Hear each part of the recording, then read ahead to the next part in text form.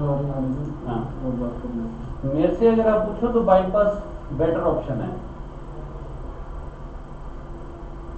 तो bypass surgery time लगेगा जी उसमें भी? नहीं, उसमें तो वैसे भी थोड़ा टाइम लगेगा। एक तो उसमें क्या है कि सारे बाईपास सर्जरी हमारे यहाँ अवेलेबल नहीं है। तो उसमें दूसरा क्या होता है कि ये तो बिना बेहोशी के होता है, तो उससे पहले तो टेस्ट वेस्ट करने होते हैं। फिर जो ड्रॉप आई जब बड़ा होता है ना, जो आज जो एंजाइम बड़ा हुआ है, तो यूजली बढ़े हुए में करते नहीं, क्योंकि अंदर सूजन होती है। तो वो थोड़ा सा दवाइयों पर रख के वेट करके फिर किया जाता है। इमरजेंसी हो कोई, जैसे पेशेंट को डाउन ही जा रहा है, तब और बात है। इमरजेंसी वाली बाईपास वाली तो बात इसमें है नहीं, क्योंकि ऐसे तो पेशेंट ठीक ही लग रहा है आपको भी, है ना, वास्तविक। तो उसमें तो थोड़ा सा टाइम लगता है।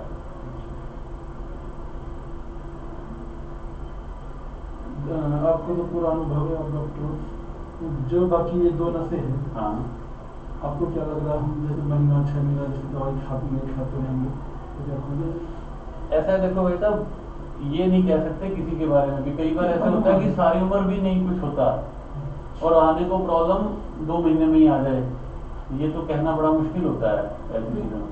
एक अगर हम सोच के चले कि एक नस को हम स्टेंट डाल दिया, ओके। बाकी आपके यहाँ ट्रीटमेंट चला, हाँ, भगवान की दया से दो नसें खुल गई हमारी। नहीं खुलती तो दवाइयों से देखो ऐसा होती नहीं होती भाई। आज जो 80% है वो कल को खुल के 0 हो जाए, ऐसा तो पॉसिबल ही नहीं है। ना स्टेंटिंग में ना बाईपास में। बाईपास में तो नई नस लग जाती है, स्टेंट में वो खुल जाता है। और दवाइयों से ये होता है कि अगर वो फ्लो करती रहे, जैसे उसमें फ्लो बना रहे, तो पेशेंट को कोई दिक्कत नहीं आती। हमारे पास ऐसे भी मरीज हैं कि 70-80% ब्लॉक थी, वो 10 साल हो गए, आज देखते हैं तो आज भी उतनी है, बढ़िया चल रहे हैं, कोई दिक्कत नहीं है। तो ये प्रिडिक्शन मुश्किल है, इसीलिए हम कह रहे हैं। नहीं, हम भी बताना चाहते हैं कि हमें पता हो, और हमें भाई भगवान की दया हो, अगर हमें पता हो कि इसमें क्या होना है, तो हम बहुत आसान हो जाए डिसीजन लेना। हम भी वही चीज़ बताएं भी, हाँ ये ऐसे होना है जी, ऐसे कर लो। थोड़ा सा ये ट्रिकी है, इसीलिए आपको इतने सारे ऑप्शन दिए हैं। कई बार तो मुझे कहते हैं देखो इसमें कुछ है नहीं, ये है एक जगह बंदा ही हमने खोलनी है, 2 मिनट लगेंगे। तब ट्रिकी होता है, तभी मरीज को सारी चीज़ें बताई जाती हैं, भी वो अच्छे से समझ ले। क्योंकि एक्सपेक्टेशन बिल्कुल क्लियर होनी चाहिए, क्या है, हम क्या कर रहे हैं, क्या इससे फायदा होगा, क्या क्या फायदा नहीं होगा। पहले संघर्षण दे करके देख लेते कि स्टेंट डलवा के, और उस टाइम ट्रीटमेंट के बाद में फिर ये उसी हिसाब से जो हम वीडियो देख लें। हाँ, नहीं ये चीज़ तो सर खुल ही जाएगी। देखो जो चीज़ है ना, मतलब अभी कह रहे हो, अभी कह रहे हो या बाद में कह रहे हो करा के एनजीओ? स्टेंट एक तो हमने अभी डलवा हाँ, दिया। एक तो अभी ये तो मतलब ये तो हो ही जाएगी। हाँ, बाकी जब आपसे दवाई चलेगी तो खुद से उठनी पड़ेगी। देख लो जी, अगर आप कहते हो कि हम बाईपास में बिल्कुल इंटरेस्टेड नहीं है, तो ये ऑप्शन है।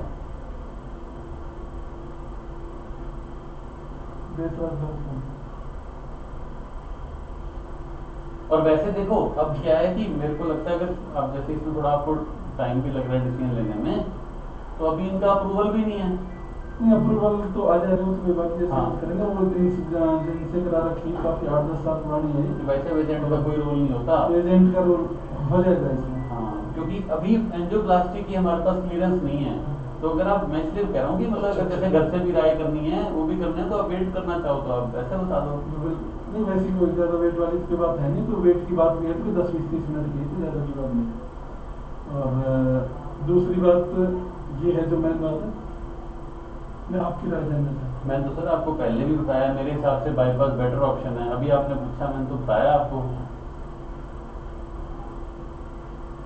उसमें अगर बाईपास के लिए मैं थोड़ा ये सोच रहा हूँ, ऑपरेशन का कुछ है ना, ये कैसे किस तरीके से देखो वो ऑपरेशन तो आपको शायद पता ही होगा कि भी हो, ये छाती खोल के हार्ट जो होता है, जैसे ये नस है, इसमें पैर और हाथ से नई नस लेके ऐसे नस लगाई जाती है।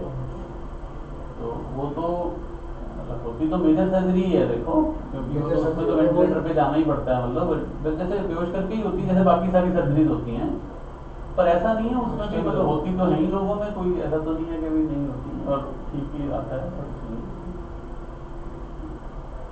मेरे दिमाग में क्या चल रहा था कि अभी हम स्टेंट पे जाए, उसके बाद में कुछ दिन हम जाना क्या है, स्टेंट पे जाना, स्टेंटिंग में दवाई चलेंगी, भगवान जैसे खुल जाएंगी। चलो, अब तो 19-20 वाली बात रही तो फिर वो काम चलता तो रहेगा ट्रीटमेंट, तो फिर ट्रीटमेंट तो सर चाहे अपन स्टेंटिंग करें, चाहे बाईपास करें, चाहे कुछ ना कराएं, वो तो दवाई तो चलनी ही चलनी है। ठीक है। अगर आपको एक चीज और भी है, जैसे अभी भाई बोल रहा है कि मेरे को ज्यादा दिक्कत नहीं महसूस हो रही, और ये दवाइयों से बात बन जाती है तो हाँ, वो तो देखो आने वाले टाइम की प्रेडिक्शन तो जी भगवान ही कर सकता है। हम तो जो जो ऑप्शंस है वो बता सकते हैं, भगवान करे ना ही जरूरत पड़े, लेकिन ठीक बात है। प्रेडिक्शन कोई नहीं कर सकता ना सर, अपनी नहीं प्रेडिक्शन कल की। प्रिपरेशन तो हर किसी की भी नहीं हाँ, है। कोरोना ऐसा आया उसने सबको बता दिया, भी प्रेडिक्शन का कोई मतलब नहीं है, कब क्या होना है किसके साथ कोई भरोसा नहीं है। स्टंट का कब हो सकता है? स्टेंट उस नस में डालो जी जिसमें सबसे ज्यादा दर्द है। सर देखो इन तीनों में आज की जो दिक्कत है ना, देखो मैं भगवान तो हूँ नहीं, बट 99% ये दिक्कत इसी वजह से है, क्योंकि बाकी जो है ये तो बहुत नीचे है, और दूसरी वाली वो जो है वो इससे कम ब्लॉक्ड है। तो ये तो डेफिनेट है कि जो प्रॉब्लम है वो अभी इसकी वजह से आ रही है, ये जो है, क्योंकि इसको अगर आप दूसरे व्यू में देखो तो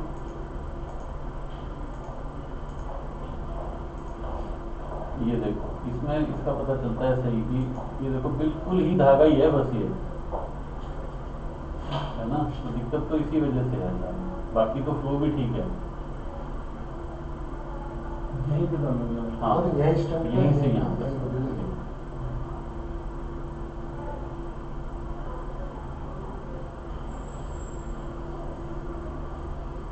स्टेंट के कौन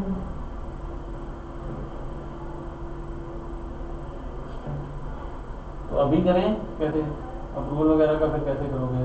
अप्रूवल के लिए आप बोल दो सर वो तो अब देखो अगर रिपोर्ट आएगा भी तो एंजियोग्राफी का आएगा, एंजियोप्लास्टी के लिए तो अब यहाँ से रिपोर्ट जाएगी, अभी तो हमने उनसे अप्रूवल मांगा ही नहीं एंजियोप्लास्टी का, तो अभी तक वो एंजियोप्लास्टी का कैसे दे देंगे वो अप्रूवल? अप्रूवल डाल दो। हाँ अप्रूवल डाल देते हैं, तो मतलब जब तक अप्रूवल नहीं आता तब तक हम आगे, क्योंकि दो तरीके होते हैं सर इसमें, देखो मैं बड़ा क्लियर बताता हूँ, या तो आप पैसे जमा कराओ भी अप्रूवल आएगा हम वापस कर लेंगे, और या फिर हम अप्रूवल की वेट करते हैं। वैसी कोई समस्या नहीं है, और वो वेट करते तो कोई परेशानी नहीं है। सर देखो वैसे तो सुबह से पेन है ना, सुबह से आए हुए हैं ना, तो ऐसा तो नहीं है फ्लो कर रही है आर्टरी, ब्लड थिनर्स पे है, कोई भी चीज 100% नहीं की जा सकती, बाकी इमरजेंसी नहीं है 99%। हाँ 99% इमरजेंसी नहीं है, 1% तो बहुत करने के बाद भी वो तो भरोसा खैर वो नहीं तो है। अलग बात है। 1% तो कर देंगे ना, उसके बाद भी आपको कहेंगे भी 2% का रिस्क है अप्रूवल का वेट कर लेते हैं। है ना, तो ये 99% तो रिस्क नहीं है। आप वहाँ अपना अप्रूवल के लिए भेजो। हाँ तो हम रिपोर्ट बना के अप्रूवल के लिए भेजते हैं, हाँ जी। और ये आप ब्रदर हो रहा, मैं भी ब्रदर में ठीक है, तो आप ये इस पे साइन कर दो, इसमें ये जो चीज मैंने आपको बताई है अभी एंजियोग्राफी में ये है 3 नसों में से 1 नस किया जाए, क्योंकि ये इंश्योरेंस में जाएगा तो उसमें बताना पड़ता है ना भाई हम ये प्लान कर रहे हैं, तो ये आप सिग्नेचर कर दो, मैं अभी अप्रूवल के लिए भिजवा देता हूँ, और ब्लड थिनर पे इनको रख देंगे, ठीक है। ये ले लो पेन।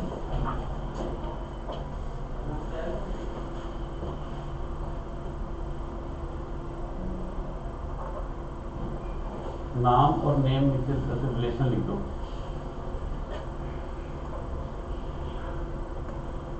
और डेट और टाइम डाल दो।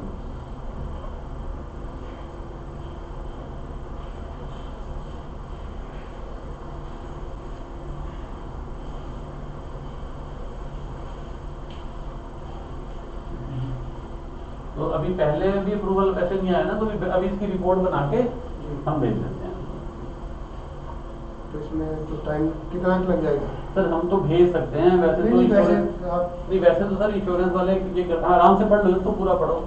वैसे तो इंश्योरेंस वाले ये कहते हैं कि भाई 2 घंटे में आना होता है, रूल तो ये कहता है, बट आप देख ही रहे हो सुबह से तो अब तक नहीं आया, अब ये भेजते हैं, संडे की वजह से हो सकता है थोड़ा उनका वो भी कम हो, इनको ना बाहर शिफ्ट करा लो और इनको टैरो पे बैन शुरू कर दो, ठीक है। एक ब्लड फिगर होता है बड़ा स्ट्रॉन्ग था, वो कम भी नहीं होने देता है, वो शुरू करते हैं ताकि जो 2% वाले हैं वो भी ना हो।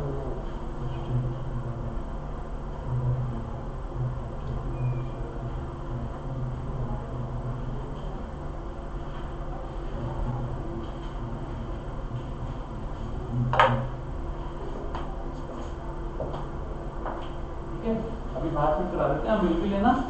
ठीक है जी।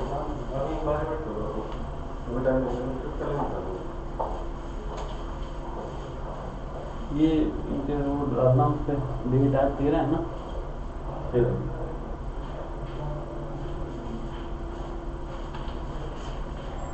ये फाइल में लगाना, रिपोर्ट बना के फिर उसके लिए भेजते हैं।